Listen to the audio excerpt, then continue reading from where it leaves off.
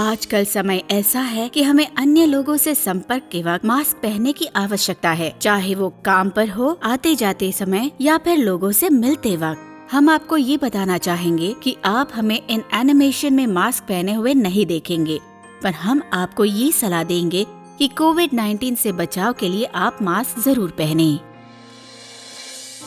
सब्जियां इतनी महंगी हो रही हैं, इतना मुश्किल हो रहा है।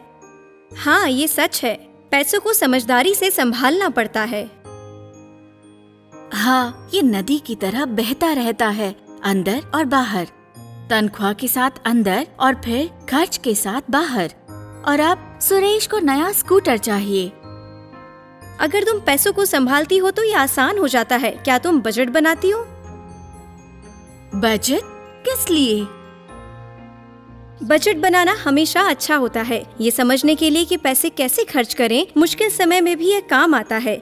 जब अचानक कोई खर्च आ जाए, दवाओं का खर्च, कुछ कंपनियां तनख्वाहें काट रही है या देर से दे रही है। हाँ बिल्कुल, ये कठिन समय है। क्या तुम जानती हो महीने में तुम सब्जियों पर कितना खर्च करती हो या कितना मिठाई पर? सुरेश और आशा दोनों को मिठाई बहुत पसंद है। बिल्कुल, तुम्हें सोचना चाहिए, क्या मुझे सच में हर समय मिठाई की जरूरत है? मुझे एक महीने में मिठाई पर कितना खर्च करना चाहिए? याद रखो, ऐसा समय भी आता है जब आपके खर्च बढ़ जाते हैं, जैसे जब परिवार का कोई सदस्य बीमार हो जाता है। तुम सही कह रही हो, मुझे अपने खर्च पर ध्यान देना चाहिए। बजट बनाने से हमें निम्नलिखित में मदद मिलती है। पैसे कहाँ खर्च करने हैं, इस पर निर्णय लेने में मदद मिलती है। ये हमेशा परिवार के साथ बनाना चाहिए। अचानक आने वाले खर्चों के लिए बचत करने में मदद मिलती है। लेकिन सिर्फ अकाउंट्स और फाइनेंस वाले ही बजट बनाते हैं, क्या हम ये कर सकते हैं? बेशक तुम कर सकती हो, सुरेश और परिवार के अन्य सदस्यों के साथ। सुरेश के साथ चर्चा? हाँ, ये समझना जरूरी है कि तुम दोनों की तनख्वाह परिवार के बजट को कैसे निर्धारित करती है और खर्चों पर भी आपसी सहमति होनी है। अगर तुम दोनों मिलकर बजट पर काम करते हो तो तुम एक दूसरों की जरूरतों को समझ सकते हो। उदाहरण के लिए, अगर तुम मिठाई पर खर्च कम कर रही हो तो सुरेश को सहमत होना चाहिए, है ना? वो तो सच है। मुझे आशा की स्कूल फी का खर्च भी देखना है। बिल्कुल सही। बजट बनाते समय आपके परिवार के प्रत्येक सदस्य की जरूरतों का ध्यान रखना चाहिए। ये सच में उपयोगी है, लेकिन मैं कैसे शुरू करूं?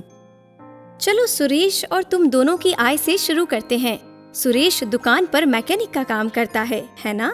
अगर तुम दोनों का महीने का वेतन जोड़ दें और उसमें खेती, पशु या साइड बिजनेस से कोई अतिरिक्त आय को जोड़ते हैं तो ये तुम्हारी पूरी घरेलू आय है। ठीक है। और अब सभी खर्चों की सूची बनाओ। स्वस्थ भोजन, स्कूल की फीस, किराया, बिजली और पानी के बिल और चिकित्सा का खर्च। क्या इसमें मैं स्कूटर का दाम भी जोड़ दूं? स्कूटर नहीं, स्कूटर एक अलग खर्च है क्योंकि यह एक बार की खरीदारी है, मासिक खर्च नहीं है। क्या स्कूटर की अभी बहुत जरूरत है? नहीं, इंतजार कर सकते हैं। तुम्हारे मासिक बजट के लिए हम तुम्हारे सामान्य मासिक खर्चों को लिखेंगे। खर्चों को आय से निकाल दो। अब तुम्हारे पास इतना बचा है। सोचो, क्या तुम कुछ भूल रही हो? आशा की स्कूल की किताबें, टॉयलेट में इस्तेमाल होने वाली या साफ सफाई की चीजें। अपने खर्च को फिर से देखो। थोड़ा और सोचते हैं, क्या तुम आज स्कूटर खरीद सकती हो? क्या तुम्हारे पास पहले की बचत है? अगर तुम बचत करती गई तो 3 महीने में इतने पैसे बचते जाएंगे। संकट के समय अचानक खर्च आ सकता है। अच्छा होगा कि तुम अब स्कूटर ना खरीदो ताकि तुम अपनी आपातकालीन बचत कर सको। तुमने ये सब बहुत अच्छे से समझाया। मुझे लगता है मैं ये करूंगी। अपनी मासिक आय को समझे। ये वो पैसे हैं जो हर महीने आपके पास घरेलू आय के रूप में आते हैं। अपने नियमित मासिक खर्चों को समझे जिन पर आप हर महीने पैसे व्यय करते हैं। मासिक आय से आपके सारे मासिक खर्चे घटाएं।